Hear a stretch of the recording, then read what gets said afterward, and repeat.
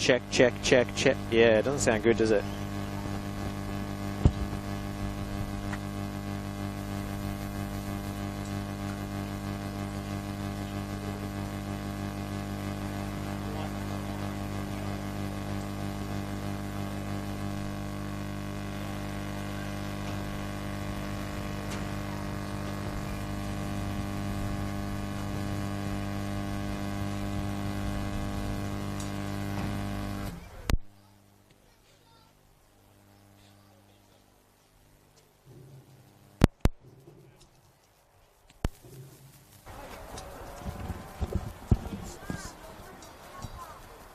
Any better?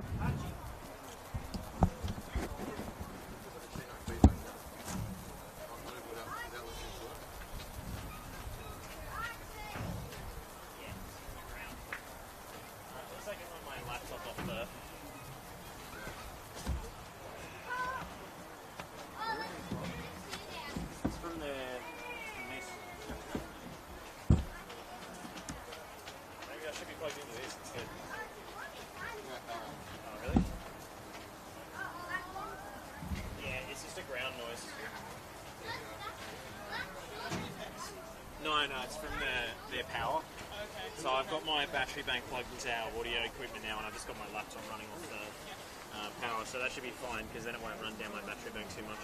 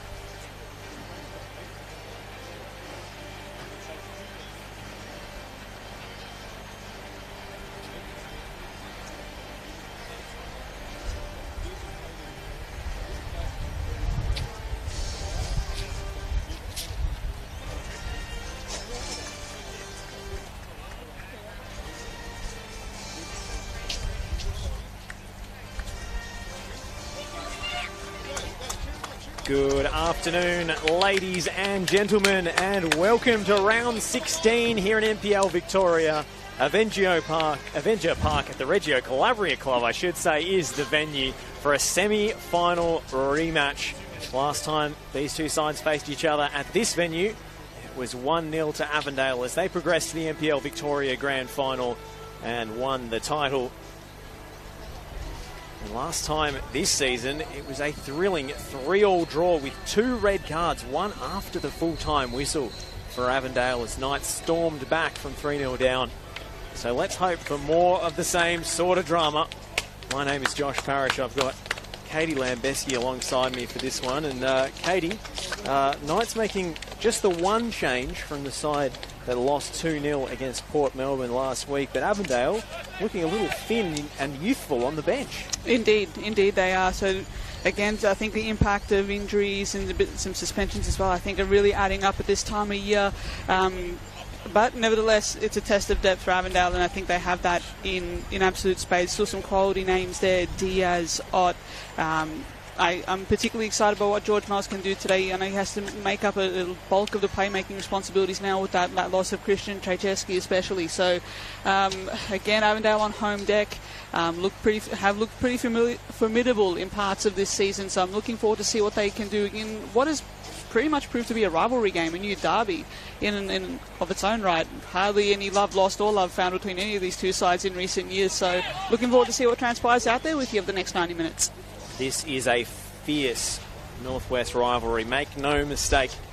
Let's go through the team news. Avondale, unchanged. Goalkeeper and back four, Tom Manos, Adam Elhayek, Kalalu Kamara, Aidan Bryce and Blake Carpenter continue from the side that defeated St Albans 2-1 in a very tough game last week. Joey Katabian and Yusuf Ahmed drop out of the squad entirely.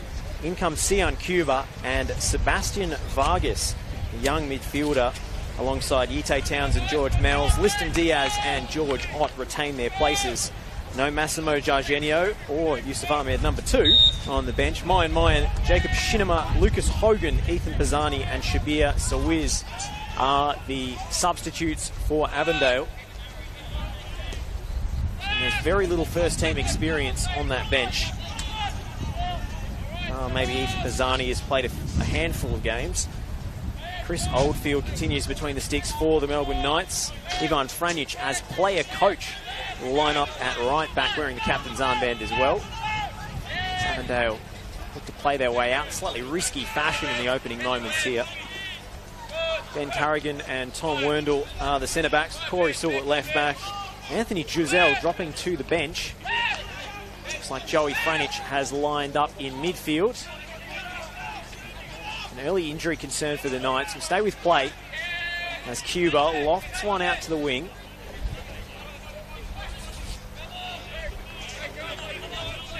There's too much to do for young Vargas. That's Gian Albano down behind play there. That will be a big loss early days if he can't continue here. Looking very worse for wear as Tom Manos comes across to check on him. The Knights stalwart. Looks like he'll probably be okay to continue, but Ross Clark, the man with the whistle, just making sure. And Albano walking very gingerly early. As we were saying, Anthony Giselle drops to the bench. Joey Franjic, Saif Saki and Mitch Hoare in midfield. Tommy Semi coming into the attack alongside Gian Albano and Kieran Bramwell. So intriguing to see how the Knights midfield looks with an Anthony Giselle shaped hole in there. Felipe Sanchez drops out of the squad. Jacob Wiseman, John Lebock, Jack Morton and Thomas Karlovic continue on the bench, with Aaron Karlich coming in as the final substitute. We're mentioning as well off air, Josh, Steve White as well, a big loss for that Knights midfield as well as Avondale go forward here. He missed the Port Melbourne game and not fit to return today, so the midfield metronome still absent, and with Knights in pretty patchy form, they're going to have to find an answer and quick. This is Ben Carrigan, who played a bit of a hospital ball into midfield a few moments ago, but Avondale couldn't quite take advantage. You can see Mitch Hoare playing deep alongside Joey Franjic, the utility man in midfield today. Gian Albano in the number 10 role, as befitting his shirt number. And Tommy Semi has come out to this left-hand side, and he's prompted an overlap here from Corey Sewell. Blake Carpenter's header doesn't clear the danger. Saif Saki on the right-hand side of the Knights' front three. Favours the left foot, though. He gets it back from Ivan Franic. Onto the chest of Semi. Another early switch out to Saki, who lets it run for Ivan Franic. Quick feet from Saif Saki. Good shape on the delivery too, and Kalalu Kamara had to be at his best to repel the danger. Good passage of play there from Knights to get them started here. Patient, not blazing away, looking to just manipulate Avondale out of shape here a little bit. Franic really camping out high of both the Joseph and Ivan variety here now. Mitch Haw knocks it back to Carrigan under pressure from George Otts. Oh, Werndl nearly played himself into trouble there. Semi drifting in field. Well, took an odd bobble, but the switch still worked out. Carpenter almost got a foot in. Now Franic stepping inside. The captain coach. Unique role that he's occupied in the last 4 weeks after the departure of Ben Suri.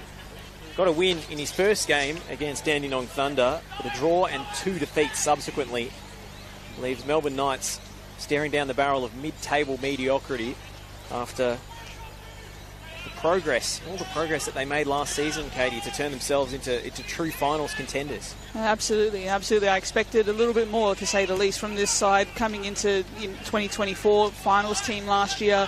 But they just haven't quite got a run of form together. There's always a chance to turn around here as they blaze away forward. Too aggressive there on the shot.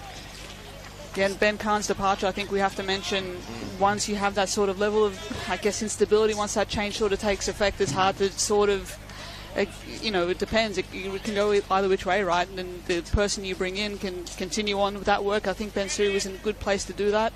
For a variety of reasons, I think that didn't quite happen, and they've been forced to go back to the drawing board somewhat with Ivan Franic taking over the role. But again, not totally out of the finals picture, I guess, just yet, but a lot against them as it's gone over this season.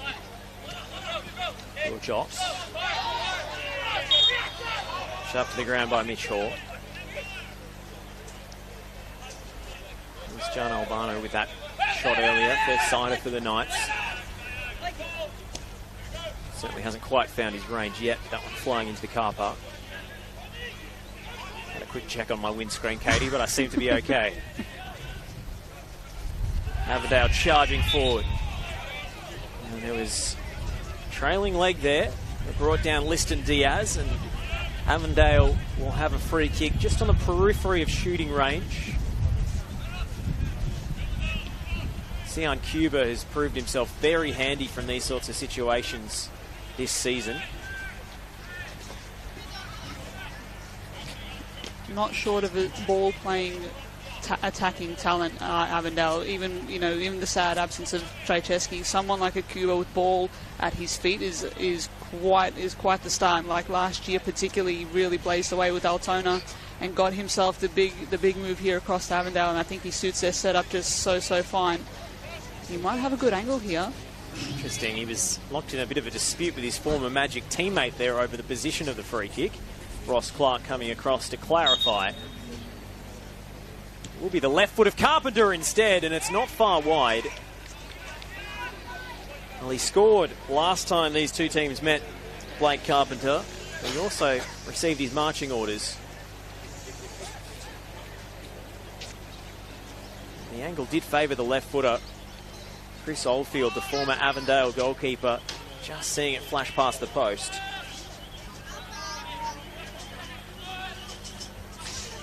Maybe a little wider than it seemed from our angle initially.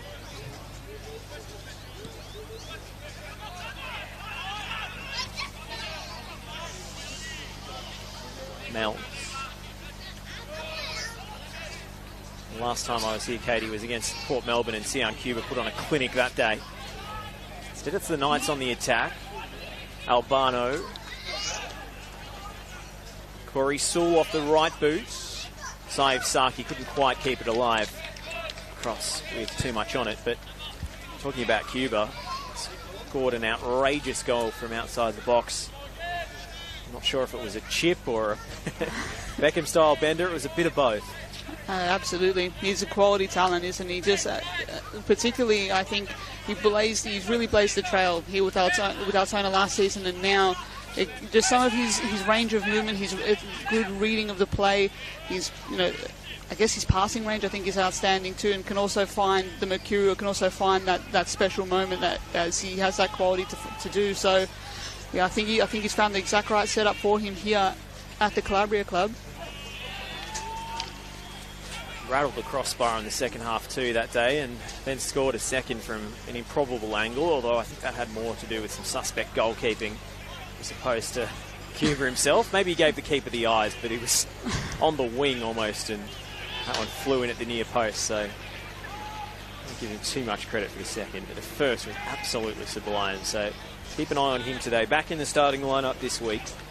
I'm sure he'll have something to prove against a couple of his former teammates, not just Tommy Semi, but Tom Werndl as well, in the heart of that Knights backline. Absolutely. Those were some very key plays for that Altona magical run to the finals, if you will, last season. Now they found themselves in new surroundings, and I think they represent themselves quite Albano, well. he's onside and missed the target entirely. Well, Avondale are all looking at the assistant referee for a flag. It never came, and John Albano has fluffed his lines. Maybe he thought he was offside. He didn't expect that at all, did he? I thought that was offside for all money there. A little bit of a let off there for Avondale. Albano causing a little bit of havoc as Ott looks to move forward here. And just patient build up. Ott not blazing away, wasting away a chance there, trying to link up and find a move here. Well, it would have been a line ball call. It's hard to tell from our camera angle, Katie, but yep. Just at the moment of impact, maybe he's close. Leaning offside. It's mighty close. I think it's benefited the doubt to the attacker there. So the assistant quite right to leave the flag down.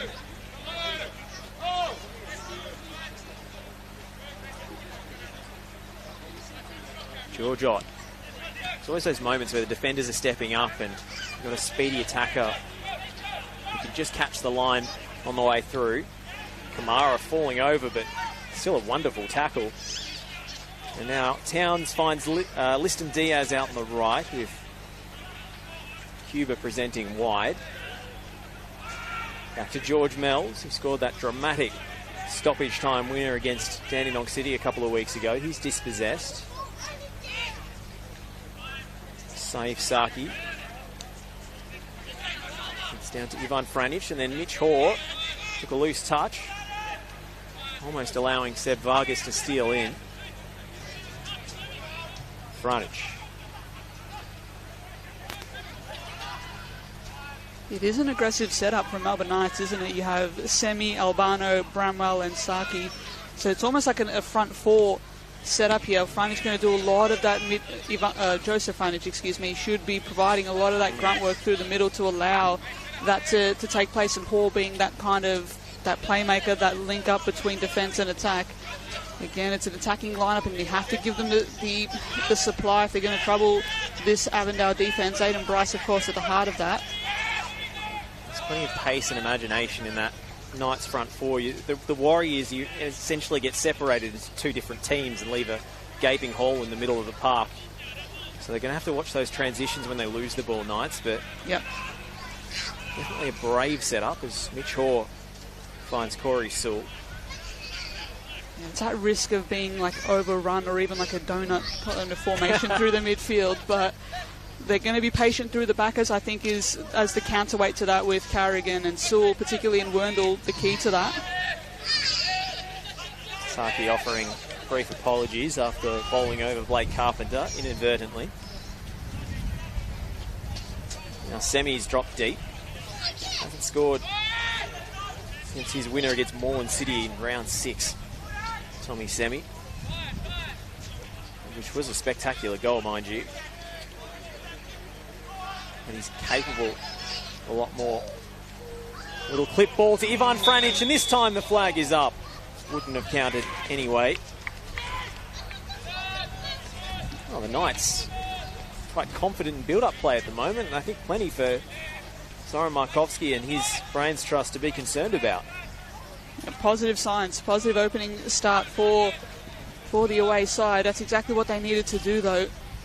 Semi, I think, has been pretty selfless in the way that he's set up as well. He's been, pushing back on defence here as Avondale look to get into some space. This is Sebastian Vargas, who fancies his chances. Well, Chris Oldfield saw it all the way. That ball was moving a touch in the air. Tricky conditions with the wind around especially. So I guess the ball has to be played on the deck more and more, to me, rather than go through these long the long ball counters. The ball will be benefiting from being on the ground. Vargas did well there though, made a good attempt of it. Oldfield was equally up to the task. Avondale have put faith in him. The injury list runs long for the Avengers. No Kerr today. He was so impressive against the Knights in round 3. Scored from a frankly absurd angle, but the shot was such that you wouldn't blame the goalkeeper at all in that instance. Franich's cross, not cleared initially, and then hacked away by Adam El Hayek, playing it right back today. And a new lease of life since being converted to a fullback, I think during his time at the Western United Academy, before returning to Avondale. With Dylan Jacoupy rarely available this season, he's found a good run of first-team games. Absolutely. I think last year, particularly against North Geelong, when he first broke in to the senior team, was quite astute then. His reading of the play is fantastic. Technically, he's quite sound. Quite an adaptable player as well to make that change from midfield to fullback. That's a task in and of itself, but he's fit so well into this Avondale system.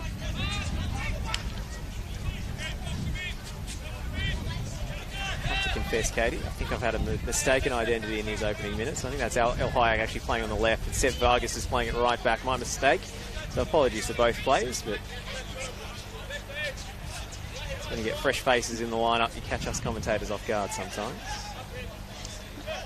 Absolutely, and and El Hayek has been playing right back all season, so gets his a chance in his old position today, in fact. That he does. Melbourne Knights just continuing, though, on the ball, dominating a lot of the early possession and denying a lot of momentum for Avondale here. Ivan Franch caught a little bit out of position there, but again, positive signs for the away side. Manos. Out to, yes indeed, Seb Vargas. Nice check inside from Vargas. On to Sion Cuba.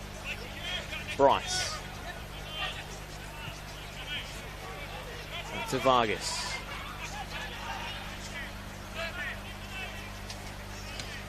Kamara.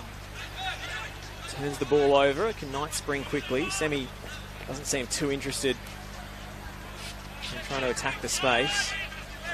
Knights will regroup and get some numbers in forward areas, trying to work something gradually forward through Albano.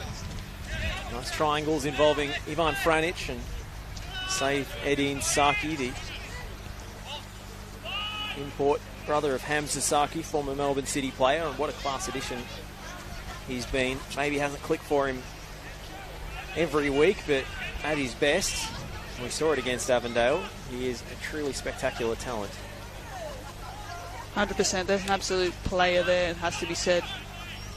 Hasn't quite come off, as you mentioned, in terms of results, in terms of, fully realising his potential in this setup, but this is another good move forming yet again for the Knights. Albano, skewed cross, behind for a goal kick, and that's really disappointing end product again from Albano. He's got himself in some good positions early. It's been the knock on him, hasn't it? He's someone who has an X-factor player, can break games apart. He has that ability, but just that final touch is at times not quite there for him. As much as the effort and in terms of what he represents to the club now as the stalwart, and just that end product not quite there, and that shows in that moment. Now George Ott wrestled to the deck. Ross Clark not interested. Maybe he was backing into his defender there. That's the read the referee hat on it. Dangerous back pass, and it forces Ben Carrigan into action. Chris Oldfield puts his foot through the ball.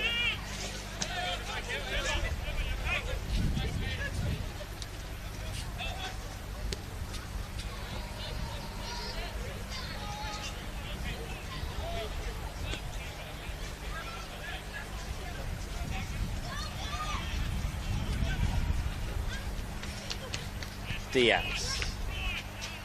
So difficult to stop when he gets going. Requires two defenders to rob him of possession. The Franich brothers working in tandem. But now Cuba feeds it through, looking for George Ott from the angle. Wonderful save. Chris Oldfield got down so quickly. And George Ott, who's been in great goal-scoring form of late, is denied. Best chance of the half so far from Avondale there. Cuba. Cigar-like football there from him with his touch. And that's George Ott feeling confident, feeling in form there. Took Oldfield a lot to get onto that one. Much better from the home side. Cuba. Scooped pass, looking for Adam El Hayek. It's El Hayek! It's off the line! Somehow the Melbourne Knights survive. Heroic last-ditch defending, I think, from Tom Werndl there. And Adam El Hayek cannot believe he hasn't opened the scoring. Ridiculous touch once again from Sean Cuba. What a player. Adam El Hayek reading that move really, really well then, just getting on to that pass. Absolute football from another planet where they connect like that, Avondale. Oh, it's just breathtaking from Cuba, isn't it? Outrageous. I thought he was about to strike from range, which he's not shy about. Instead, he twists onto the other side, sends the defender for a hot dog, and scoops it over the defence for Adam El Hayek. And Avondale desperately close to an opening goal, not once but twice. And the Knights now, after a positive start, living very dangerously. Really watchable contest so far. Very easy on the eye, the football both of these sides are playing. But you notice that difference in quality when Avondale go forward, as we look to see the same again here. El Hayek finding Blake Carpenter on the overlap. Carpenter fires it in low. Parried by Oldfield. Cuba with the follow-up header. And it's a straightforward save for the veteran goalkeeper. And he has been crucial so far to keep this game scoreless. Semi pulled back by Vargas, who's racing away from the scene of the crime.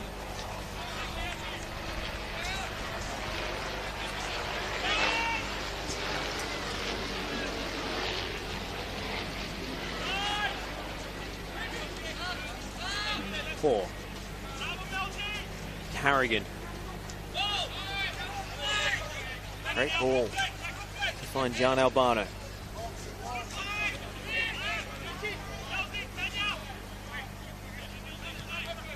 Poor. Turned around the corner by Joey Franich, and then the flag is up against Kieran Bramwell this time. You can see what the Knights are trying to do, play on the shoulder of the last defender and get in behind Avondale, who always want to push up and play a high line. They've been caught offside a couple of times. You wouldn't mind that, though, to be honest, that they're probing, they're trying, and it's going to take a little bit more to find that final ball there, but the signs are still good. Tommy Semi, I think, would have been better off latching onto that ball and just trying to spread the attack a little bit more. We're now looking to do the same there on the transition, but nothing doing. It's the Pippo Inzaghi approach, isn't it? Offside 4 or 5 times, but 5th or 6th time, you're in on goal. Archie Thompson will know that oh so well as well.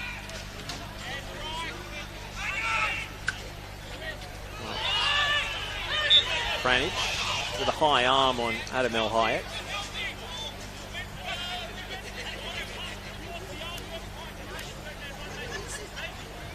Not happy with the call still.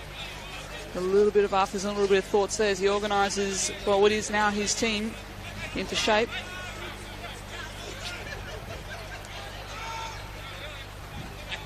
So what happens when player coach Ivan Franic arcs up? Does the fourth official come across to calm him down? Interesting, right? Interesting is, I don't see why not. But you kind of rein him back in a little bit.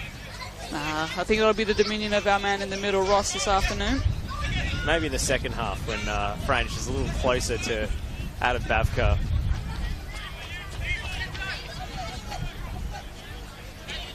You know, it's a big game when those two esteemed referees are out here on the job, on the case. A couple of big games today in NPL Victoria. Hume City versus South Melbourne is the evening kickoff. Make sure you tune in for that one as well. Massive implications for the title race. Here goes Save Saki. Into John Albano. Oh, and Blake Carpenter across very quickly to cover the rolling acres in front of John Albano. There's a real chance for the Knights. They had such space on the counter-attack, Katie. They did. Carpenter doing exceptionally well there to hold that move off, but Avondale going to have to dig deep here as well. Utah Town's trying to clear. Disciplined defending from Sion Cuba as well. You can just see glimpses of the Ben Khan build-up play coming back in at times for the Knights. It's just been a little disjointed. They were by far the most patient, possession-focused passing team in the competition last season. This season, it doesn't seem they had such control. Oh.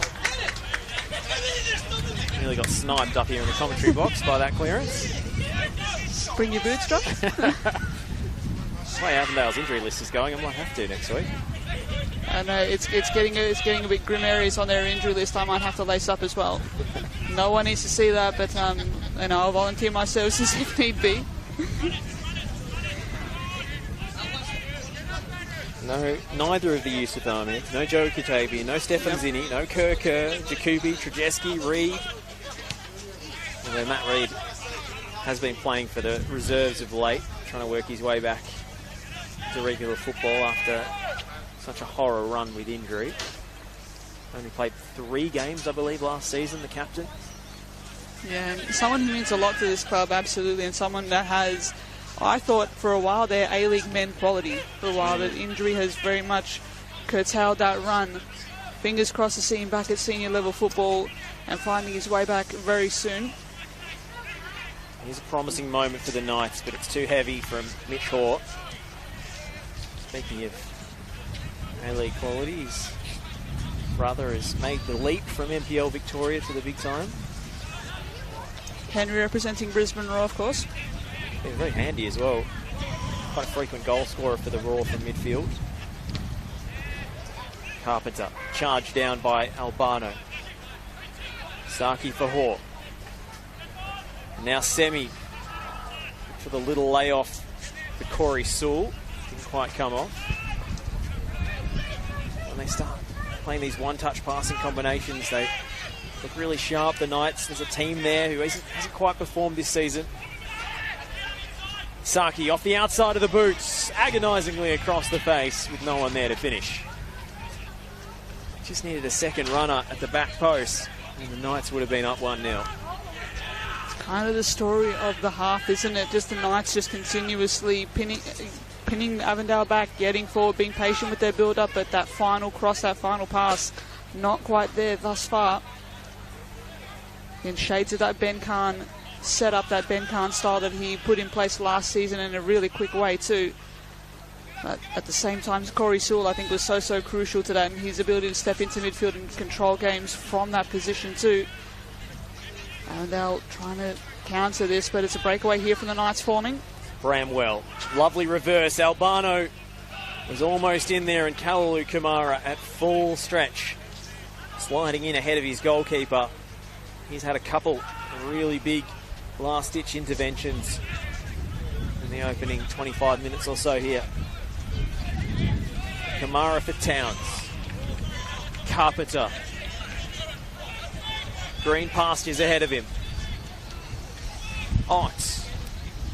Takes him away from goal, but he finds Adam El Hayek. Throws a little jink and a step over, and Al Hayek.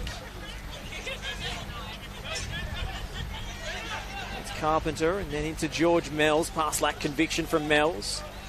He won the second ball, though. And here goes Liston Diaz around the outside of Corey Sewell. Low centre of gravity, tough to get the ball off Liston Diaz, but eventually someone in a grey jersey manages to lay a tackle. Towns, Vargas, Yite Towns, onto George Mells, Kamara, Carpenter. Wind picking up here at Avenger Park.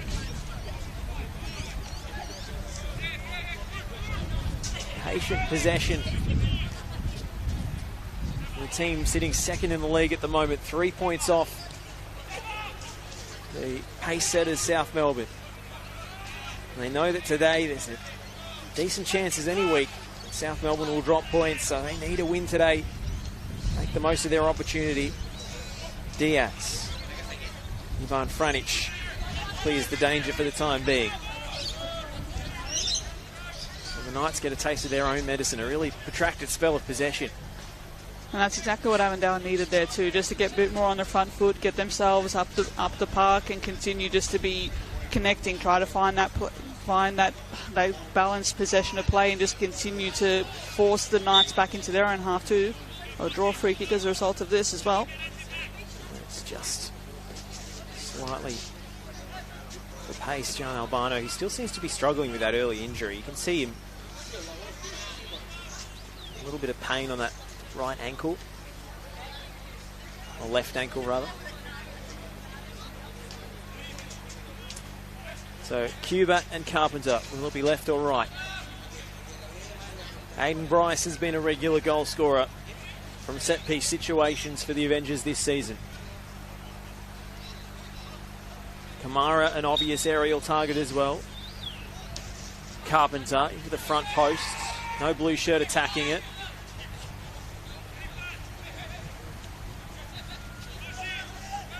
Mells. The eyes up looking for Liston Diaz, but there's always a hopeful ball.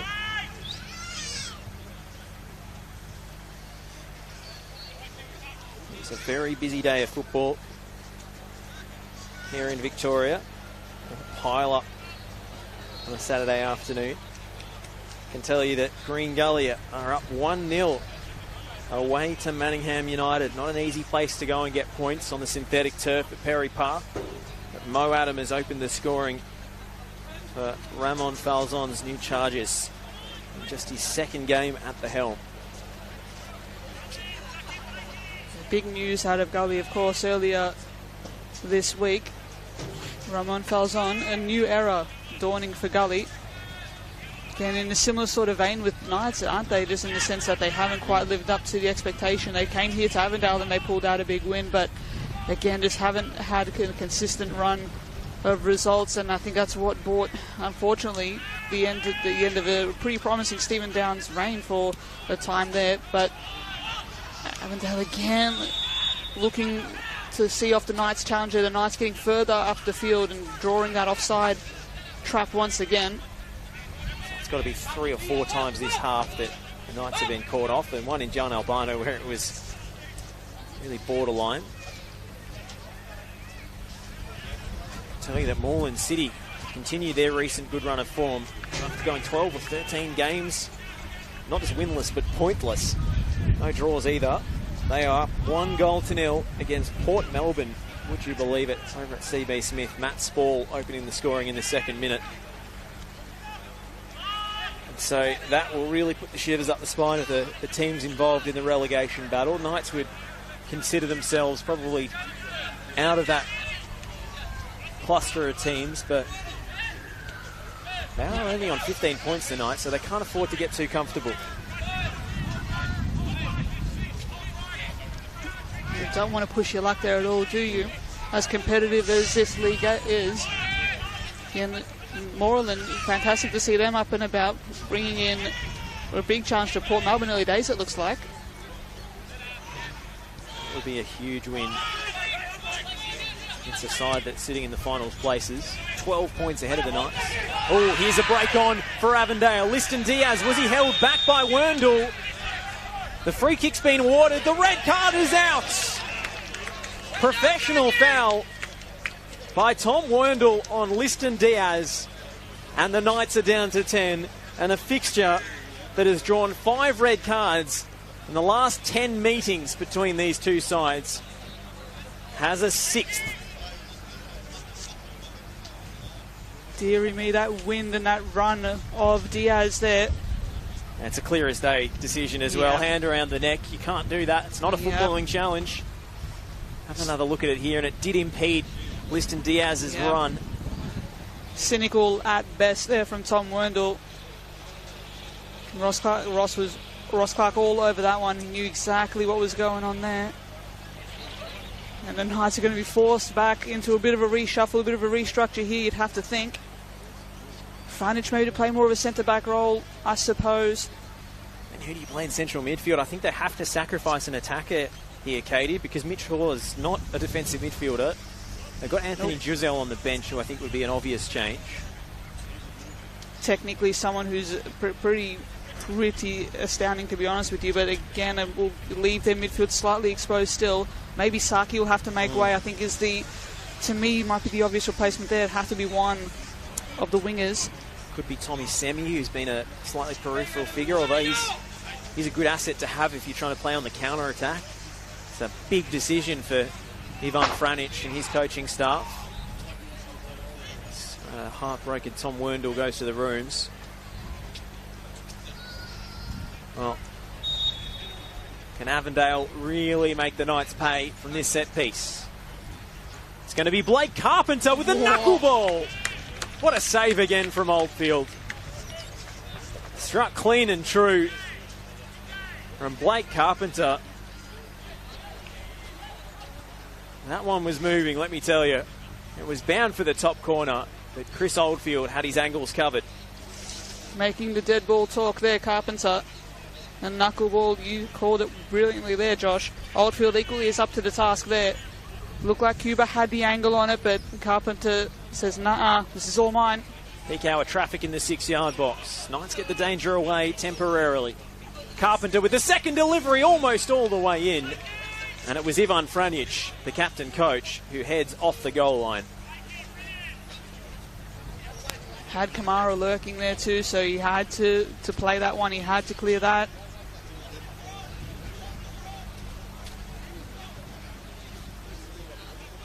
Deary me, the Knights really under siege now. Sian Cuba's in-swinger with the right boot. Drifts to the far post. Bryce centering header. Towns had a swing, so did Kamara. And now Sian Cuba to strike.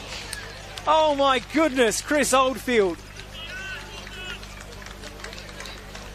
He is playing a starring role this afternoon. Save after save after save, and that might be the best of the lot, Katie. Pick of the bunch, absolutely. Chris Oldfield keeping the Knights in this single-handedly. Avondale goes short.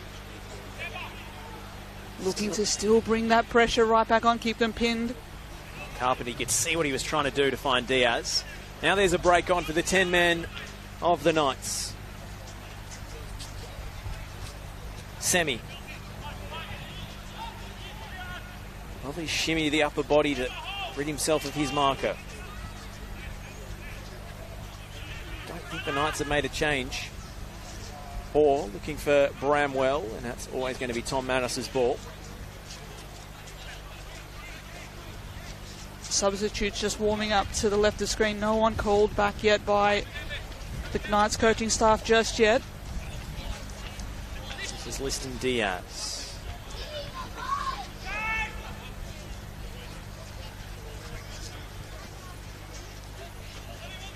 Been a very good goalkeeper for a very long time, Chris Oldfield. I think he's just produced a few more stops to add to the show reel. Lovely ball from Carrigan, but it's put Semi in a bit of strife here as two defenders converge. Franich, Semi. Great skill to maintain possession, just as I say that. Semi with a late tackle, no whistle. Justin Diaz maybe a little stiff there that time.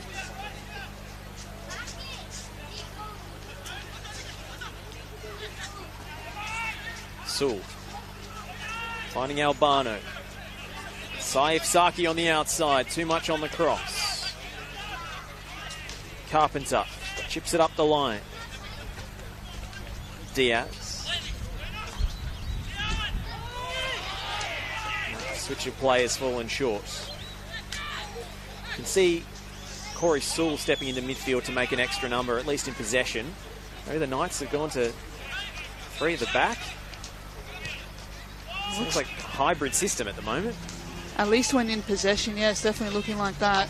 Sewell, such a smart player, capable of making that full-back to midfield switch quite easily. Good ball from Saki, but Vargas cross in time. It comes off his midriff and back to Tom Manos harmlessly. If you're just joining us, 0-0 does not tell the full story of this game. The Knights had good early moments and a couple of really promising chances, but Avondale have absolutely peppered the Knights' goal since then. And Tom Werndl has received his marching orders for denial of a clear goal-scoring opportunity.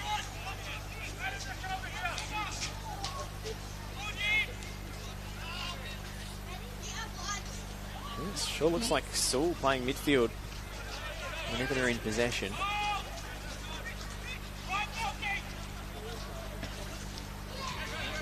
Joey Franich pushing back even further into defence now, so it looks like that's going to be the setup here. Not going to the bench just yet. One for Kieran Bramwell to chase. He was the wrong side of Kamara for a moment. The layoff is on for John Albano. Back to Bramwell. And Bramwell couldn't keep his footing. Great defending from Kamara in the end. Recovery pace. It's really quite something. George Ott finding Adam El Hayek on the return. Deflection on the cross, and Chris Oldfield able to gather. Yeah, stingy is the absolute right word for this Avondale defence. And Kamara as well, just showing a great turnaround, showing a great covering speed to see that move off. Looked very dangerous to that ball, that crossfield ball, opening up the space there for Knights. They're not deterred by this red card, that is for sure. They've had to absorb a lot of that pressure in just past that half-hour mark from the home side. Now it looks like this to be getting back into their shape and into their possession, getting their game reset and going again. Probably reverse from Sewell to find Albano, and now threaded through for Bramwell. Kamara goes to the deck. Bramwell smothered by Tom Manos. Something out of nothing for the Knights. Mitch Hall lining one up. Great stop from Manos. Well, referee Ross Clark has to be commended for his reflexes there, because he had to duck out of the way of that strike. It was a headhunter. He was well up to the task, so nevertheless. Even better here from Avondale, though. Another good move forming. Cuba at the heart of it, as per usual. The Knights not taking a backward step here, even with 10. So it's a really open game at the moment. And somehow this game has remained scoreless thus far. Floated to Semi. Carpenter. Really well won from Blake Carpenter. Diaz won't get there though. And Ivan Franic is taken down. He'll just take a few extra seconds on the turf here, I think. Give Melbourne Knights a bit of a breather. That veteran instinct of Ivan Franic very much on show there. Semi-switching wings, of course, in the recent few minutes too. He'll be able to do that with Albano and Saki throughout this game. And I think someone who has good covering speed and someone who does their job defensively as well and offers such good counter-attacking speed has that sublime X-Factor ability, does Semi. Of course, at the heart of that Altona run to finals last season. Hasn't fully gone to his liking this year, but there's a quality player there. Never mind that.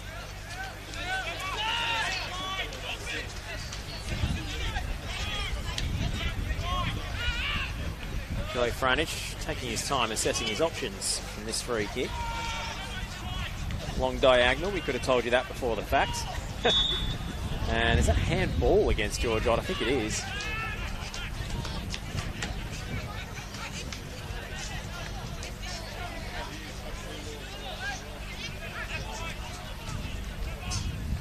It's over the head of Seb Vargas. Saki, the cutback. Albano was off balance.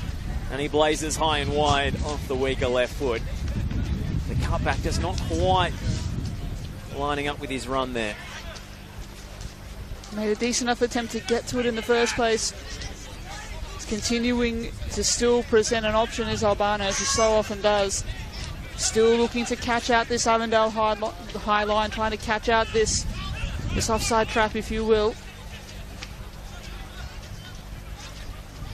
Hard to tell they're playing with 10 men, isn't it? Extraordinary. The amount of chances the Knights have had on playing a man short.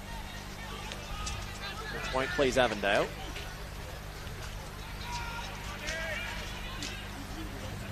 I'd like to see a lot more presence in the second half from Ite Towns and George Mells in particular. Yes. I just don't think they've had enough of a say today in how the game's been controlled.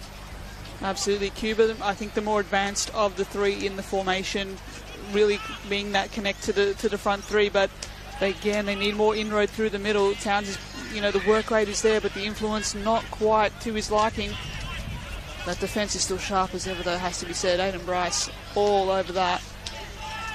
You need to see more out of Mells, need to see more out of that number 10. If Avondale are going to get this done, you would think. They've got a numerical advantage in there. I think midfielders that quality should be absolutely dominating. And Knights took the risk anyway, didn't they? With the way that they set out their team in the first instance. It's even more of a risk now. Exactly. Oh, you've got to commend them for it. It's been a brave approach with 11 and with 10. Got to take risks. Got to take a risk, man. It's the same time. Go out on your shield. This is a rivalry game. This is your season is increasingly on the line with each passing game. You have to go out and have to attack.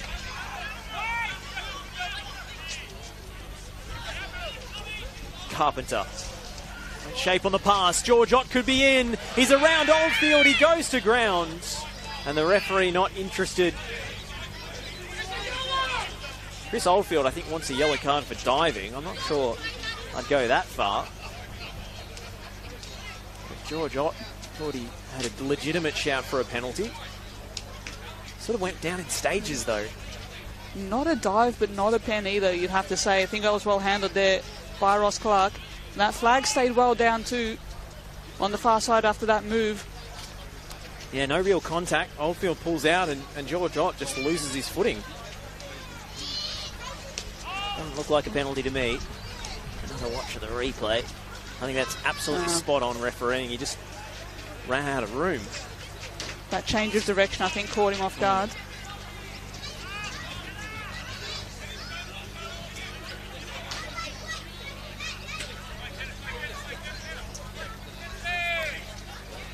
First half stoppage time here. It'll be a really intriguing battle in the second half as Melbourne Knights start to tire. No question about it, Avondale would be leading on the shots and the XG and all those sorts of metrics, but the Knights, in the circumstances, have put up a really brave battle here. Hot.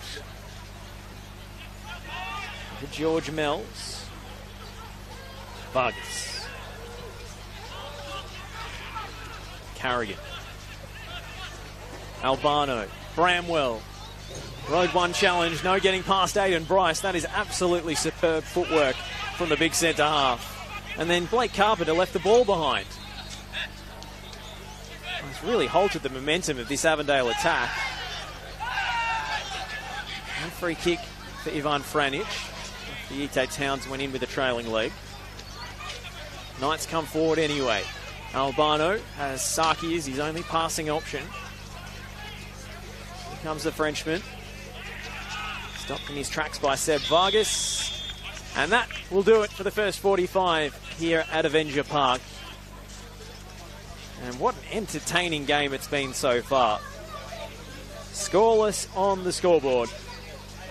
But we've had plenty of drama at both ends as Chris Oldfield puts on a goalkeeping clinic to keep his side in the contest after Tom Werndl received his marching orders of bringing down Liston Diaz as the last defender.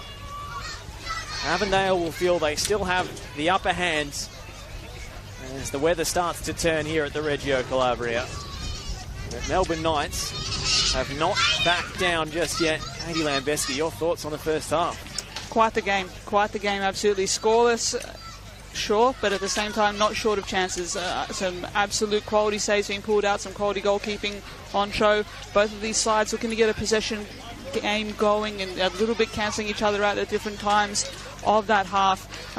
Avondale generating the better quality chances. Avondale, in terms of the Knights, if they can tidy that up, if they can find that one goal, chance is going to come, and they need to be up to that task. They're continuing to knock, and it's a massive second 45 that's going to come up, and we can't wait to bring it to you very, very shortly. Well, stay with us here on the NPL Victoria live stream. This one is not one to take your eyes off. The halftime scored a delicately poised semi-final rematch here at the Reggio Calabria Club. Avondale 0, Melbourne Knights 0.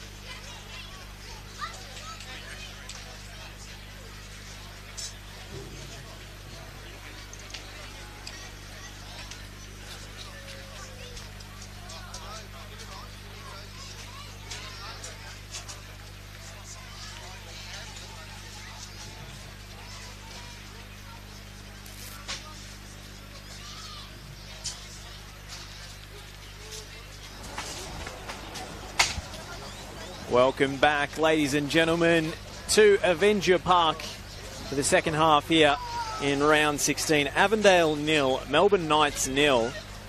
And actually, it's Avondale. There's been a change anyway. We'll have a scour of the lineups to see what that half-time substitution consists of. Melbourne Knights down to 10 men after Tom Werndl's red card. And it's a big second half here for the Melbourne Knights. It is the Knights who've made a change, in fact. Jack Morton has come on. And it looks like Tommy Semi has been sacrificed. So a bit more balance in the middle of the park now to compensate for the loss of Werndl, which has pushed Joey Franich back into central defence. The Melbourne Knights largely have Chris Oldfield to thank for their position in this game. A series of absolutely outstanding stops has kept them alive. A real uphill battle in the second half that they're about to face against the free scoring Avengers. And they're through here with Sian Cuba, and it's an immediate impact. With the words of their coach, Sok Markowski, still ringing in their ears. Avondale hit the front within seconds of the restart. Spot on. Spot on. Sian Cuba, the beneficiary of that move. George Mells, we called on him to get involved more and more in this game. He pushes forward, he releases Diaz, and Cuba breaking out the cigar there. That was top-level football from Avondale. That's exactly what they needed. They were threatening to do that at parts of the half, and they were kept away by Oldfield. 1-0 to the home side. It's a superb move, but you have to just applaud the first touch of Sian Cuba. The ball is just slightly behind him. It's a beautiful take off his right boot to just roll it into his path. And then the finish, well, arrowed into the bottom corner, and for once Chris Oldfield had absolutely no chance. He let it run too, didn't he? He just let that move go. He let the ball go for Diaz on the far side and then pulls it back with that beautiful touch. And when you're on form, you're on form. And when you're in the right setup, you are certainly in the right setup, is what Cuba's found here. Top level football from the reigning defending champions. Opening minute of the second half.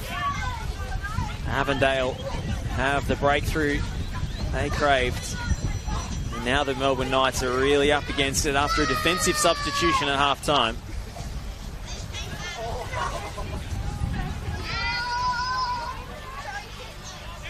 I have to wonder if Tommy Semi was a little bit hard done by to be withdrawn from this game. I know they're down to 10 men.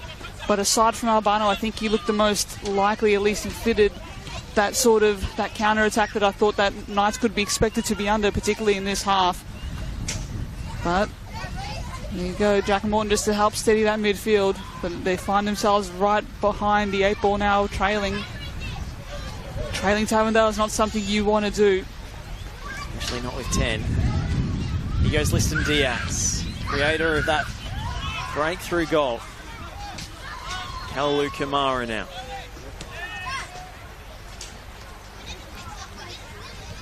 Now Avondale pressure's off. They can take their time in their build-up. Just trying to move the Knights around. Good feet from Cuba again, who I think has been best of field as far as the Avengers are concerned. Absolutely. Has to be said. Sparkling at times in the first half, and he's got the goal here in the second. Carpenter. El Hayek wanted it to feed. Instead, Carpenter elects to recycle. They'll try the other flank with Diaz. Oh, past Sewell with a lovely first touch, and across comes Mitch Hoare. Emphatically behind for an Avondale corner. But so often he's been that impact player off the bench, hasn't he? Diaz has been called upon to be a bit more than that this season. Such a quality player as well in his own right, who could probably crack the first team for fun elsewhere across this league quite easily. He's Here's Blake Carpenter sizing up the in-swinger. Aiden Bryce is the target. It's a tame header down. I think looking for a teammate. Instead, it ends up in the gloves of Chris Oldfield. Franic. Ivan Franic, that is.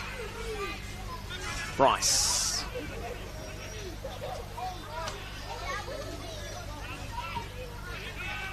Mells. Flip ball out to Vargas.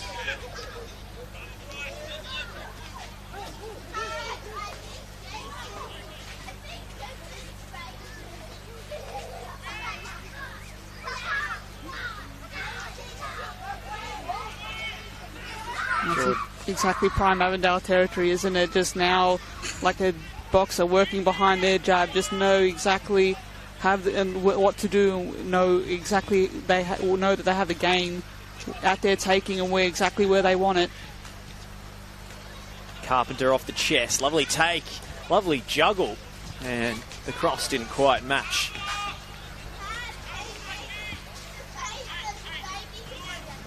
Beautiful bit of skill from Blake Carpenter initially there. Just continuous up and down the flanks, isn't he? Just tireless. Kind of jack of all trades, you have to say. You can someone who can get forward, take the set pieces, take those free kicks. You're coming oh so close in the first half with that knuckleball attempt that Oldfield kept out.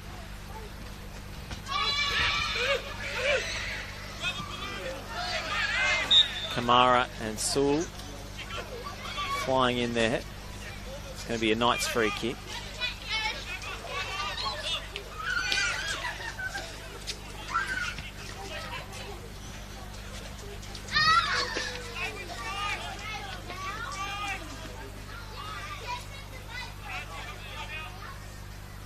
Corey Sewell. Still no sign of Duzell yet, which I'm kind of intrigued by as well. Maybe he's under an injury cloud. Surprised they went for Jack Morton, although he is a natural midfielder. More often see him at fullback for the Knights. Guess he is that workhorse that can cover space, and that's what they need in the second half. But I did think the rather brave front foot approach they were taking in the last 15 minutes there. Yes, they were leaving themselves a bit open, but it made the game a little bit chaotic, and you can certainly say Avondale weren't in control, even if they were generating more scoring opportunities. Now it seems like the Knights have reverted to more of a traditional backs against the wall underdog setup, and Avondale are all the more comfortable for it. They upset their rhythm at the very least, didn't they? They conceded some pretty big chances, but at the same time they were turning Avondale around. They were forcing them to double back, forcing the closing speed of Kamara, forcing Bryce to step up just more and more. They're offering the challenge there now. It just looks like they're well established here and well comfortable as that man Cuba. The goal scorer looks for options. Goes back to Kamara. Towns. Diaz. Bramwell just keeping him honest there, but you can see the two centre-backs are going to have all the time in the world on the ball to pick their passes in the second half. Ivan Franic felled by George Ott.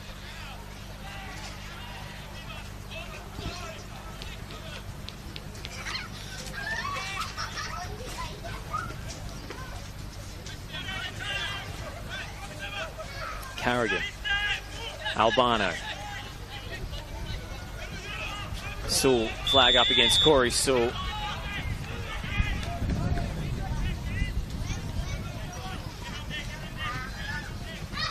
It was an avoidable one as well. Should have been looking across the line there, but maybe as a left back he's not so used to keeping track of his offsides. Unfamiliar terrain, might be said. But still, such again, someone, I guess, and probably sheds further light as to why they went with Morton. You got players like Sewell and Franic who are adept, Ivan and Joseph, quite adept at playing anywhere across the front four and even pushing into midfield. So it is still quite fluid for them. Kamara. Mells. Hayden Bryce now. Bryce winning it back off Joey Franic. El Hayek steps inside Ivan Franic, and the tackle was late, the contact was there, and the whistle blows. They just needed to arrest the momentum there, did Franic. It's easy to say in hindsight, given that they've copped an early goal, and that wasn't in the script as far as Knights were concerned with their second half plan, but it does seem as if they've signed their death warrant here with the way they've set up.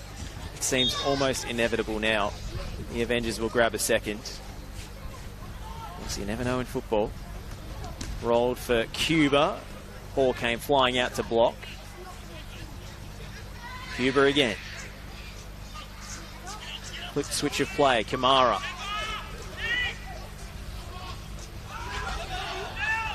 Now Vargas. George Ott was in there. Morton away from danger. Bryce heading out to Kalalu Kamara, who's still in nosebleed territory as far as centre-backs are concerned. He retreats to his natural position now. Carpenter. But that goes to show you just how comfortable Avondale are right now, that he can get forward and he can try to create a bit of havoc there. Just building up the pressure here once again, Carpenter. Scuffed clearance. Almost fell to Diaz. Carrigan away. They have no outlet at the moment, the Melbourne Knights. Just going to have to sit back and absorb and maybe try and keep it at 1-0. Have a go in the last 10 minutes.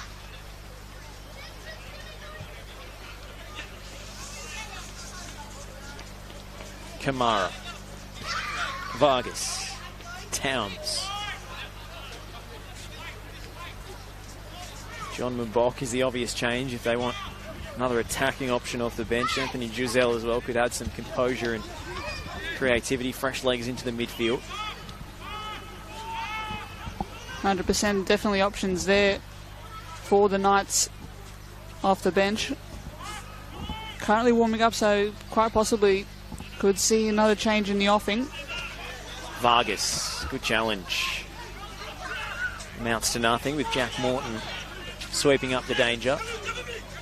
And here goes Albano, latching onto a pass from Sewell and dragging Kalalu Kamara out into deep water, but the big centre half is still comfortable in those areas, and John Albano's got a problem here. It's been hampered ever since the early minutes of this game. Not sure if that's the same knock or something new higher up the leg, but he's calling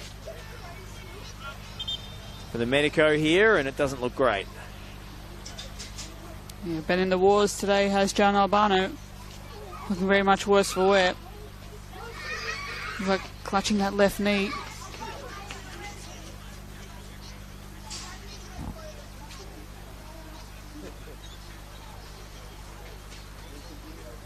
Well, we're going to go through the dreaded ACL test, so fingers crossed here for the Night Star man.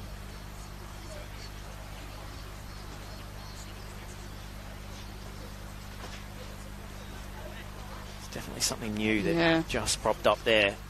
Have another look at that. Sometimes it's the most innocuous moments in a game that end up being the most damaging. Absolutely, just that one change of direction. Take another look. Had Kamara for company there.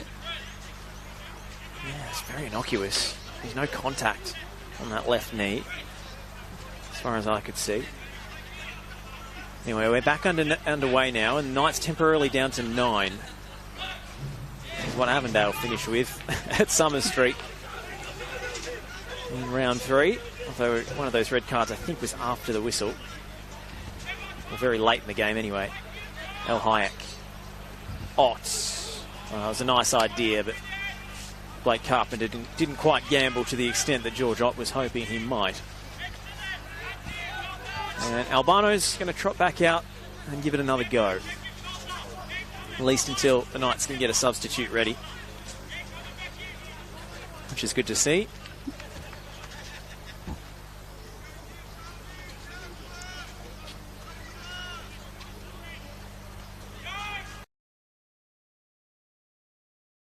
I don't know. Looking a little ginger and still a bit worse for wear. Such a fiery contest between these two. 6 red cards in 11 meetings. Plenty of bad blood. The Knights haven't beaten Avondale since way back in 2019, would you believe? And they got them twice, once in the league and once in the Doherty Cup as well. That famous night at Summer Street when allegedly the touchlines were brought in a few metres to stop the Avengers playing. All part of the smoke and mirrors we love here at the NPL Victoria. Got to make the most of your home advantage somehow. Absolutely, but it goes to show just that I guess they have the absolute wood on the Knights right now. Knights have got a number of draws, but never been able to beat them since then.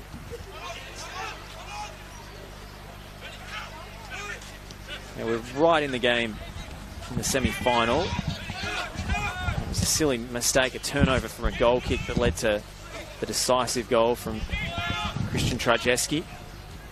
Another one of Avondale's walking wounded. He suffered a broken leg after a horror challenge against Dandenong Thunder. Still see the depth and quality here that Avondale can put on a show even with 5 or 6 first-team players unavailable. Carpenter around the outside. Franich went to ground.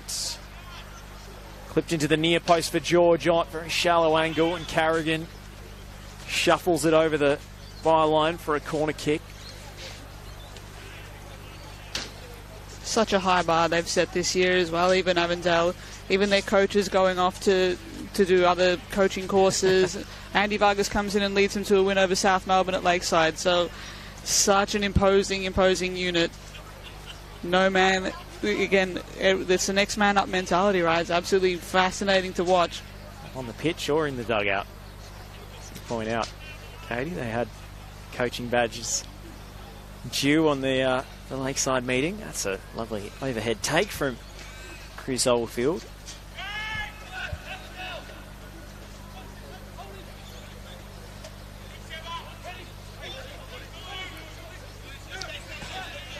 Want to see them pick up the pace a little bit more here, Knights.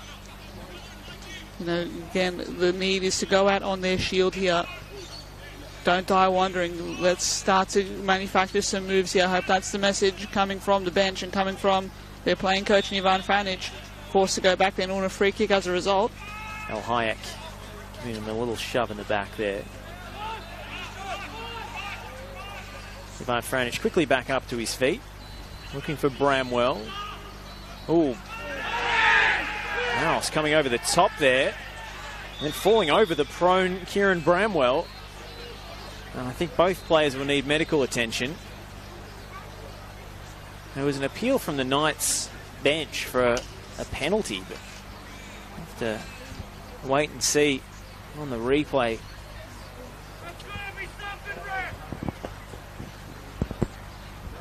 Well, Manos coming over the top with the punch, and it looked a legal one to me, unless the knee has caught the head of Kieran Bramwell before he's punched the ball. Oh, it's a brutal collision, though. That doesn't tickle. That's a heavy collision. And they're feeling it now still in the hands of the physios. But I think, again, as tough as that was, I think it's a fair call. I think a reverse angle would be far more instructive than what we've got on the stream. We can't quite tell which part of Tom Manos's body has collected Kieran Bramwell and when.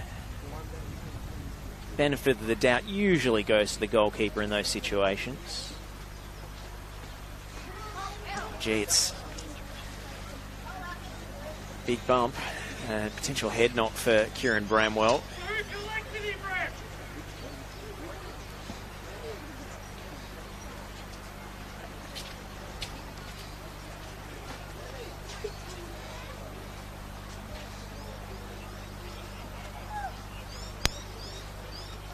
Looks like both are going to continue on here.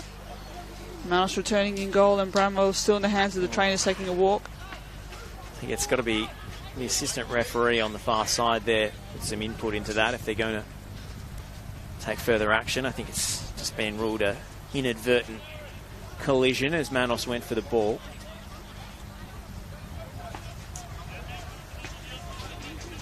Bramwell back to his feet, allowed back on the pitch. Vargas.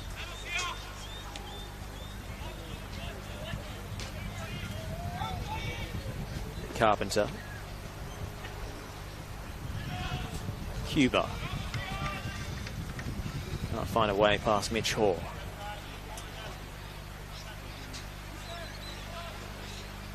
And we thought it was going to be Avondale's depth tested today with the youngsters Jacob Chinema, Lucas Hogan, Shabir Sawiz and Ethan Pisani on the bench. Instead it's the Melbourne Knights who look a little thin. That red card obviously doesn't help. Melts. Skewed clearance from Mitch Hall. Now Hayek elects to keep it alive.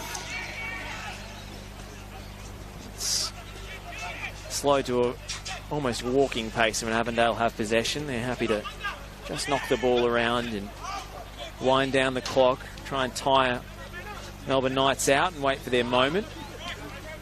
They'll be careful though. Ente Towns almost left it short for Kamara. You want to get your goals when you're on top. You want to get ahead while you can. And I don't know if you just want to rest on your laurels too much here if you're Avondale. Such high standards they set, we know. Still plenty of goal threats and attacking talent out there. Despite the very youthful looking bench, the youthful looking setup they have there. Towns. Cuba for Carpenter. Still Avondale knock it around patiently. They're not a team that usually wants to rest on a 1-goal lead. Just happily pick their moment here though. El Hayek. Oh, he was waiting for the run on the outside for Carpenter. He even played it into space, but it never came. I think the fullback should be gambling and getting forward, especially against 10. You've got to use your numbers. Absolutely exploit that space too. Push and push and push and continue to draw your winger back into a defensive position there, as Carpenter so often does. Like Carpenter couldn't find Liston Diaz, the big switch. Carrigan. Last time he would have played here was on the final day of the season for the Bentley Greens, as they went down heartbreakingly and ended up being relegated as a result. So not a venue that holds good memories for the former Melbourne Victory and Bentley man. They were good value that day as well against Avondale. They gave the league leaders an almighty scare. Just couldn't finish their chances. Cuba. Delicate dink. Vargas. Across the face. Franich heads back to his goalkeeper and the risk pays off. Oldfield. Quick restart out to Saki.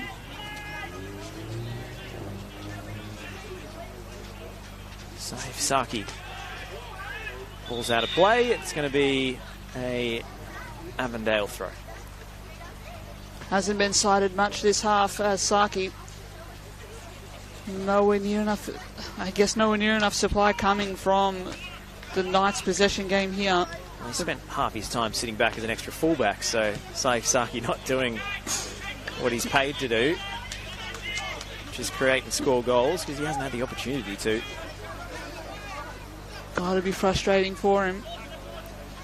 It's in a pocket of space here if they can find him. Franich does find Saki. Now has Mells for company. Sidesteps two players and he loves the outside of the boot. Trivella pass, doesn't he, Saif Saki? Looked absolutely beautiful too from this angle as well, must be said. Short from Sewell. Mitch Hall. This is better from the Knights. And then that poor pass undoes all their good work. Franich wins it back though. This is Jack Morton.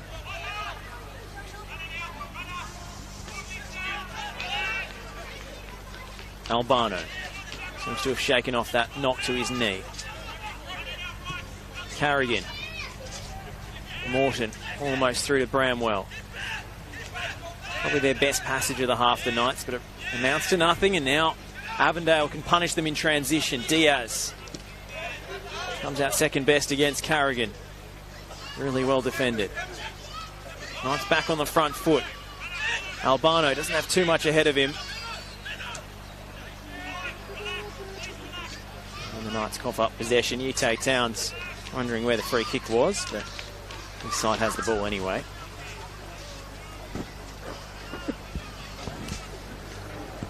Well, after such a pulsating first half, I have to say the energy has gone out of this one a little bit, Katie. Yeah, definitely. That sting has been well out of this contest here ever since that strike from Cuba.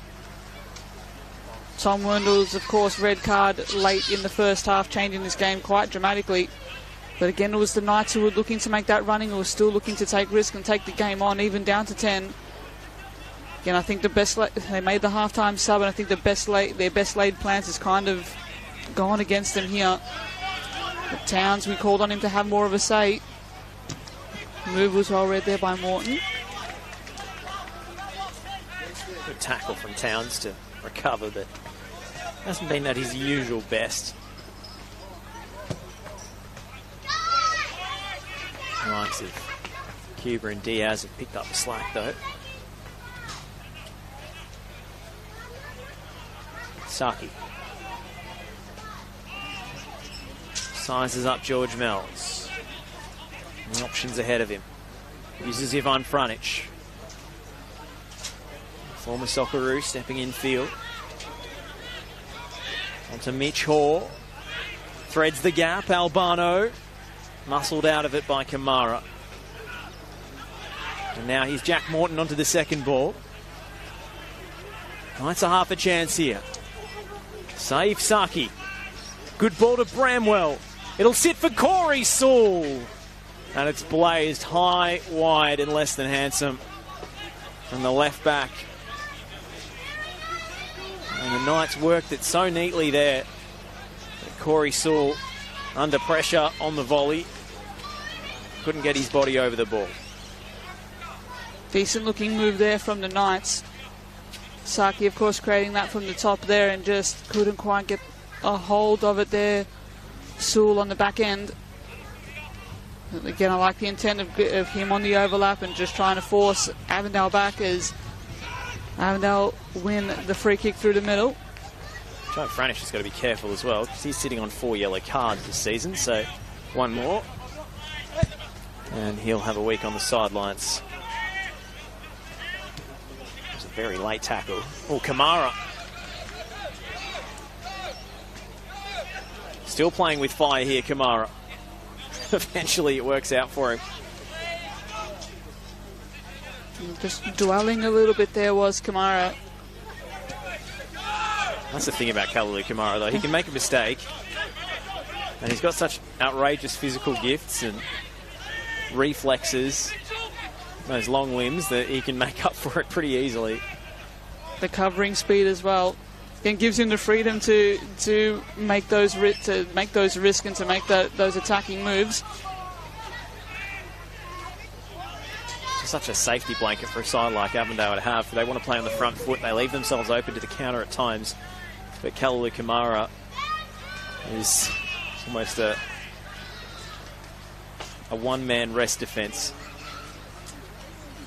Exactly the type of characteristics you want in a defender if you're going to play this proactive football from another planet style, if you will, that we've seen honed by Avondale over these last couple of seasons.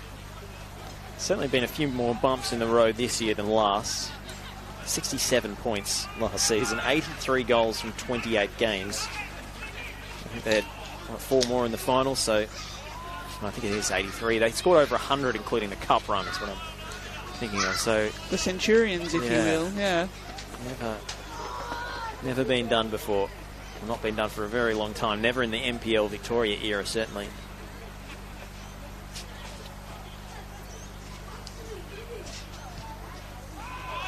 Franic. You take Towns. Still, they haven't been leading the pack this season. South Melbourne looking curious at the moment. Big test for them tonight away to Hume City, although they made relatively short work of Hume at Lakeside. Playing away from home might be a different proposition. The Lloyd Isgrove inspired Hume City has to be said too. Well, fascinating game. Have a habit of scoring at least one outrageous goal per game, sometimes more. So you can shoot from all distances. Presents a different task for the defensive team. Try and step out and shut you down.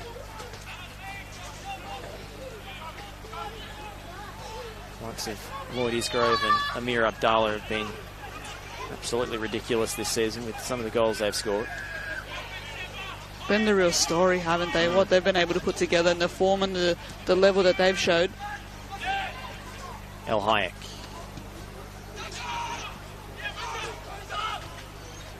Vargas's header is reeled in by George Ott, and then Mells.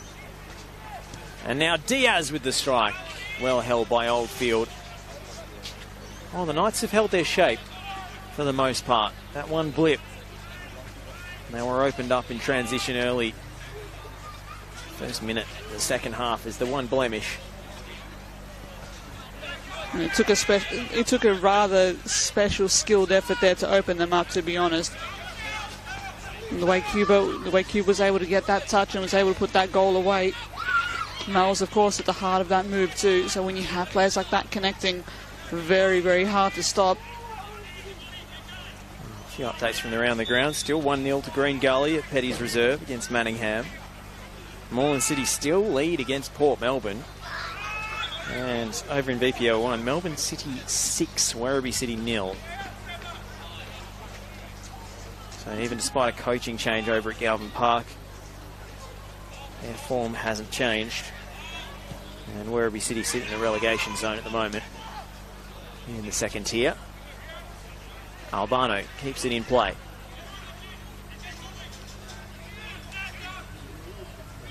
Core. Sewell. Jack Morton. Floats it out to Ivan Franic. Oh, it just lost his footing at the crucial moment. And here comes Liston Diaz. Otts.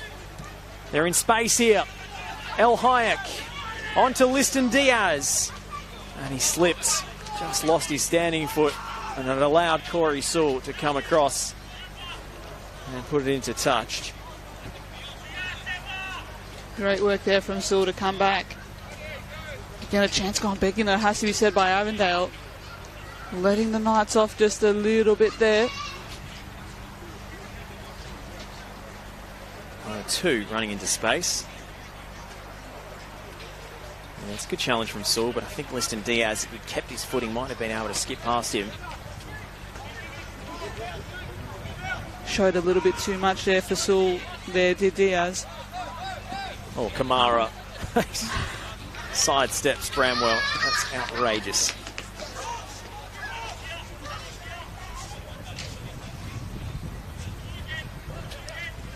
Different level, isn't he? Quality player. Entertaining at that. Bryce. Great ball to find George Ott. Through the gap looking for Diaz. Well defended by Ivan Franic. Carpenter. Ott. On to Mells. Now Ite Towns. To the feet of El Hayek. Cuba. Avondale. Look to spread the play now through Diaz. To weave his magic between 2 defenders, and even that was a bit ambitious.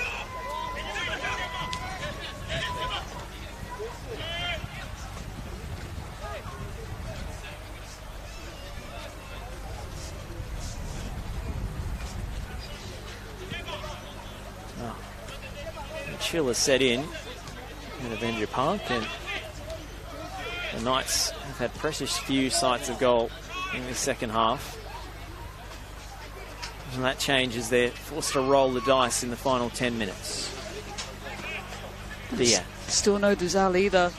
As well, the bench still warming up and not looked ahead here, not looked to by the Knights coaching staff, which is curious. Maybe Ivan Franic is too tired to make a substitution. Too busy worrying about what's on the pitch. Boss, what are we doing?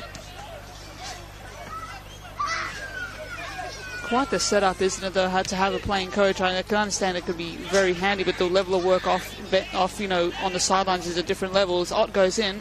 That shot is blocked and then blazed goalwards by Blake Carpenter. Just lacked a bit of control on the strike. You feel a second for the Avengers would kill this game off once and for all. Franic. Long, high clearance. Saif Saki won the flick on, but not to a teammate. That one's trickled away from Cuba and gives the Knights half a chance to push some numbers forward. Oh, Yite Towns is wearing Mitch Hall like a glove. Hall did really well to keep possession. Franic goes down, remonstrating with the assistant referee. Still, that conversation goes on. Vargas. El Hayek.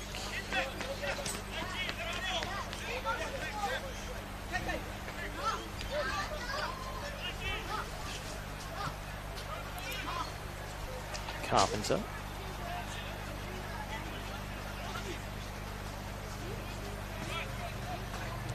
Bryce. Out to Liston Diaz. Shows a clean pair of heels to Franic. Ivan, that is. Joey was on the cover. Again, this metronomic Avondale passing goes on. They're content with one, and they love a second. Towns let it run for George Ott. Sion Cuba.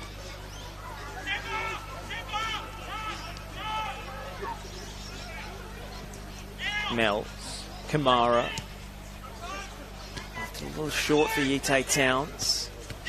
Sewell couldn't release Bramwell into space. El Hayek. Mitch Hoare has just not stopped running all half. He wins possession back for the Knights.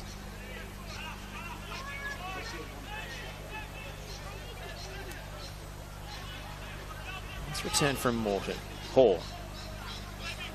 Sewell. Coming face to face in the duel, and it's Avondale's captain who wins out.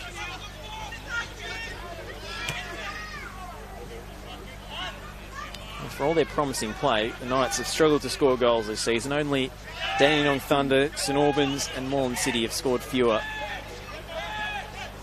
And they're 20 goals.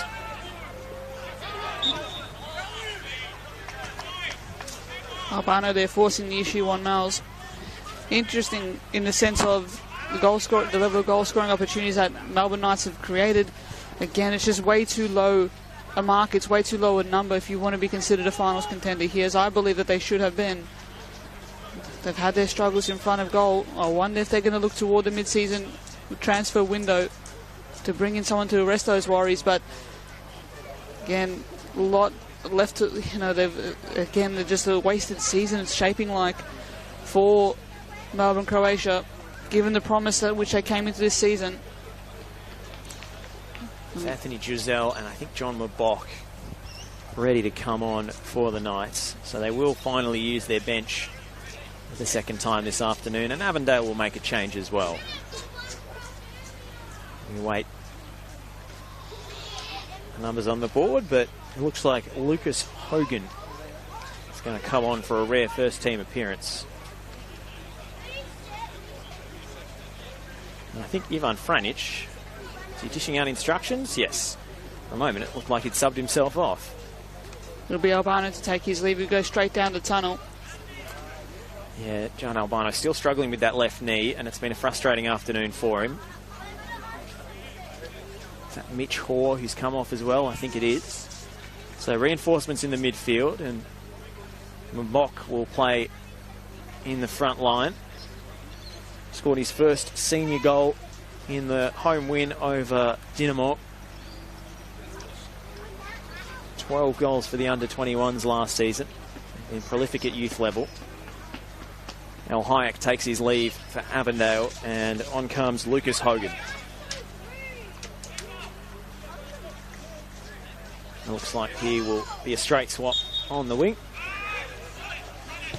Carrigan sends it long. Bryce, good header. Hogan gets his first touch.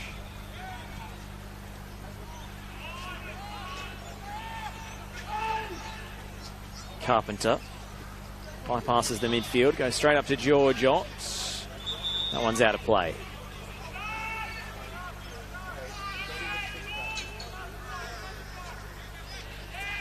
Giselle involved for the first time. Carrigan. Got another runner off the shoulder now, the Knights, so it looks like 2 up top to me.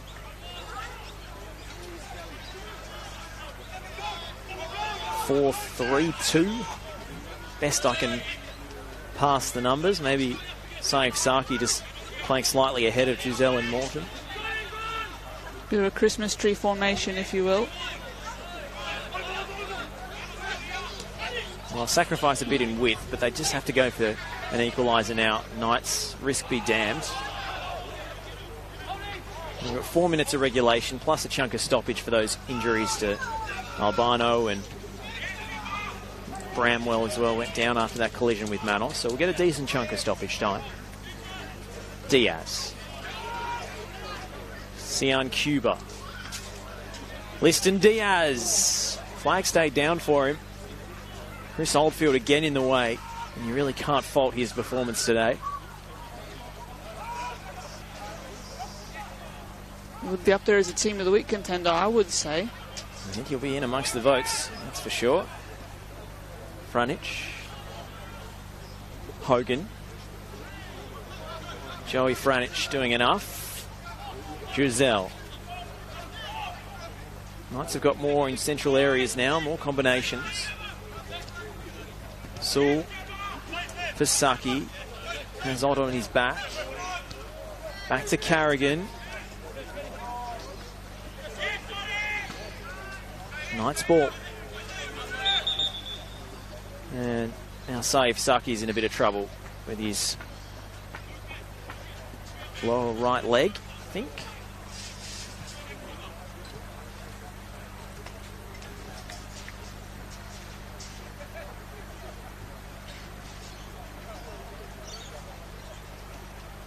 They're not making their way onto the field just yet. He'll look to continue on here, I hope.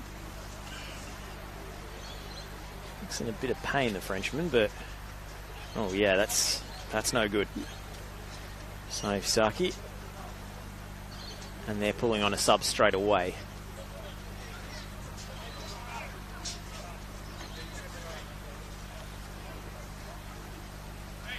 And sort of caps it off for the Knights this afternoon. It's been a difficult afternoon for them, hasn't it? They'll lose Tom Werndl to suspension after his red card. Physio went the long way round the pitch, and now they've got a sub on.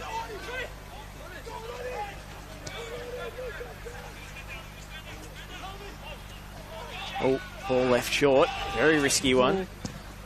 That's Thomas Karlovic who's come on, I think. His first touch was heart and mouth stuff. Yep, number 14, Karlovic. One of the Knights youth players who've been promoted.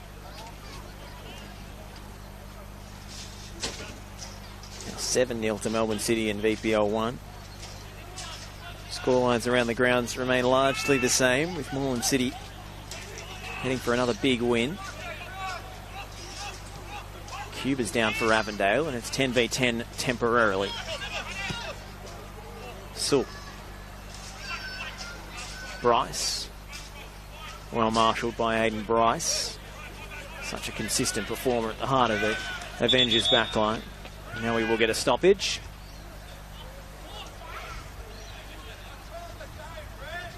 And Avondale can scarcely afford another injury.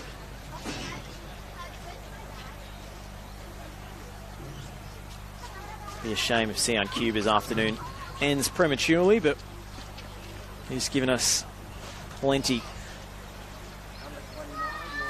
in terms of the entertainment for the neutral, in terms of the performance of his team. He has been the difference. That he has, hasn't he? The defining moment in this game coming from him has always looked the most likely for the home side this afternoon, and it so proved with that lovely strike. Looks like North Geelong, the bottom side of VPL 1, are heading for a 1-0 win over Langwarrin, so that would be a huge result for the cellar dwellers. Still don't have an up-to-date score from Eastern Lions Bentley Greens. It was 0-0 at half-time with a red card in that one, I think going Buleen's way.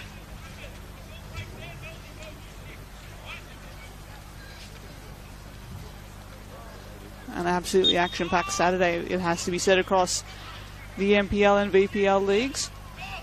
We've got Dandenong City St Albans scheduled to kick off at 5 p.m. Tona Magic Oakley Cannons coming up at 6:15 as Knights float across in looking for Mabok.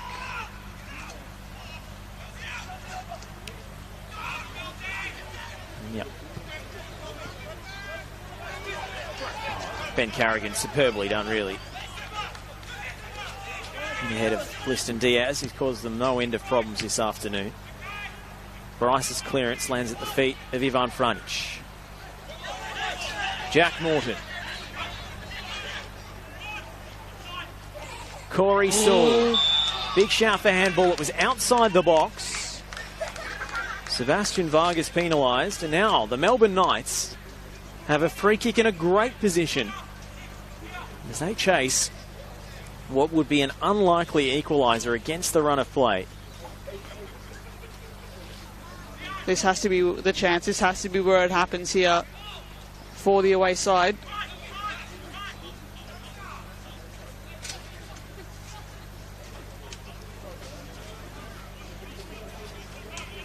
Really dangerous area here. All hands at the wheel, all hands on deck to try and force this one through. It all comes down to this. From Anthony Drizel, it's off the wall. And the chance is gone as George Mells clears the danger. That might be enough for Avondale.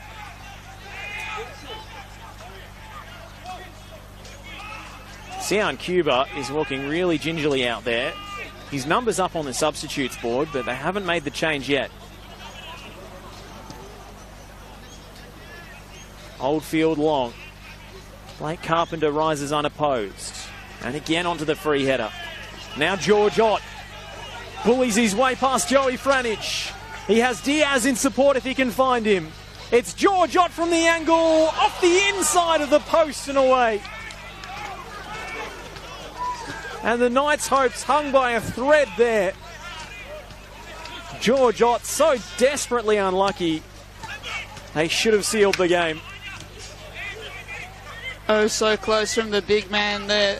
Did all the hard work to get that. Made the run, just continued to push on. He saw off Franic.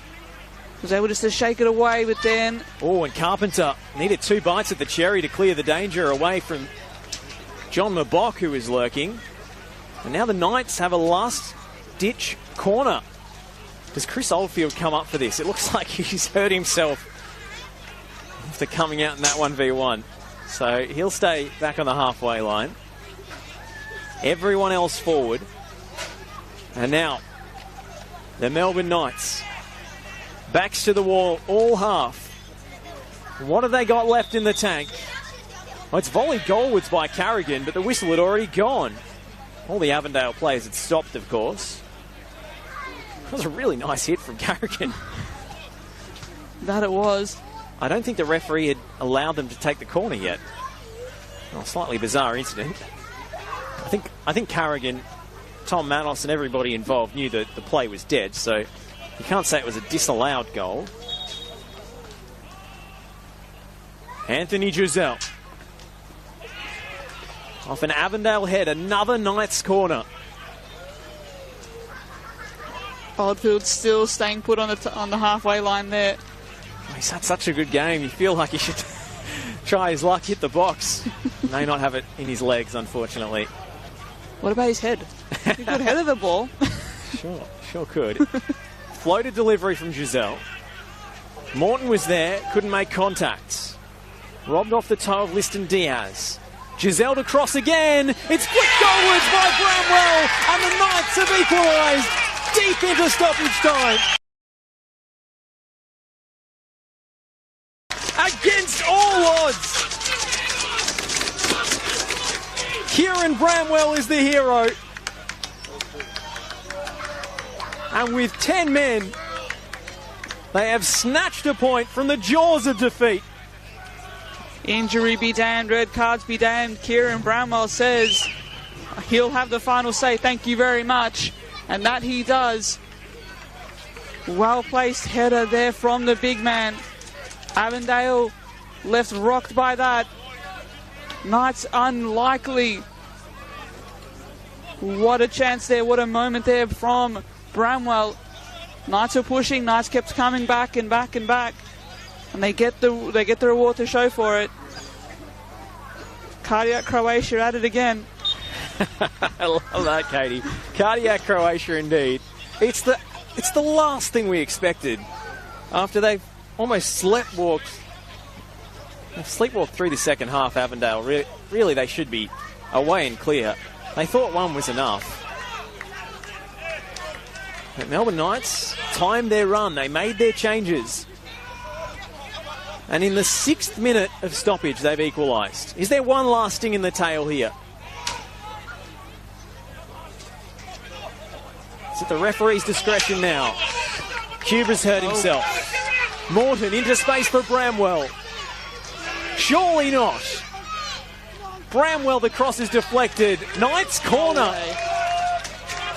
Cuba's still down too, so he's calling for a stoppage. He's in some right spot of bother here. All happening now. Surely not. Surely Knights can't get in front here. Cuba has really hurt himself, I think. His number was on the substitute boards for the last at least 5 minutes or so in this stoppage time. And it looks like he's in a lot of pain here. Sion Cuba. Yeah, this is not good.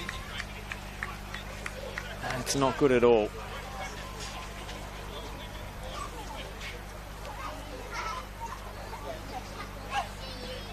I'm worried about his Achilles here, Katie. Yeah. That looks really bad to me. We wish him all the best and hope it's not what it looks like. He looks in a really bad way. That's upsetting. If only they brought him off earlier. I mean, they were about to bring him off, and then all of the drama that's unfolded since. Maybe the substitution for one of their best players was the furthest thing from their minds, but I think they might be calling for the stretcher here too. This is genuinely sad. Look to try and avoid that, I think. He's up to his feet now, which is good, but in the meantime, honestly, it really shouldn't have. And Ethan Pisani's come on for Avondale. Sion Cuba will go straight down the tunnel, and well, fingers crossed.